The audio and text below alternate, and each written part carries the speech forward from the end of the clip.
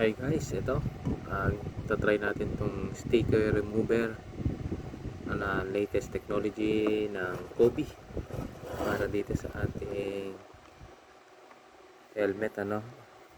Nilagyan natin to ng chain mount pero natatanggal, and merong natirang mark ng adhesive. Try natin kung matatanggal. Tanggalin, sikan natin. Ayan. Then punasan. Yun pala yun eh.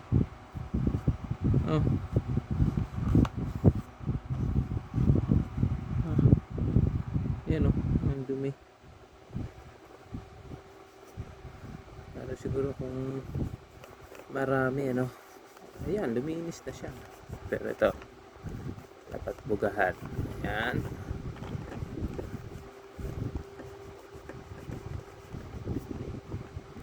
Alin pa natin. Ayun.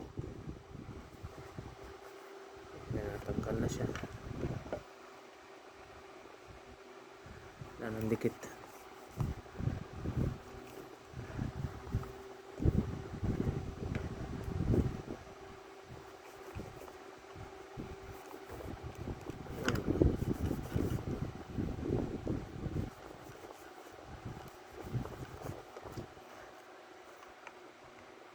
Wala naman.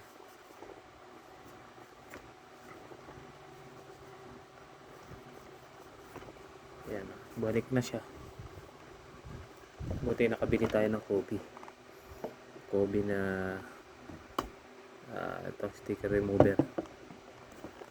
Kaya kung meron kayong mga mga kailangang tanggalin, mga mark ng adhesive, pwede nyo gamitin tong sticker remover ng Kobe. Kaya mabisa siya. Mabisa sa mga naiiwang pandikit dito sa ating chin mount or sa mga ibang sticker na pag inaalis natin yung sticker, naiiwan yung pandikit doon sa likod, at naiiwan doon sa pinagdikitan natin. Kaya ito, pwede nyo gamitin to para hindi na kayo magkukuskus, magbabakbak, at hindi na kayo mahirapan magtanggal ng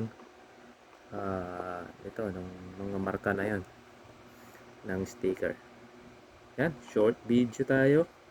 Yan, maraming salamat sa inyong panonood.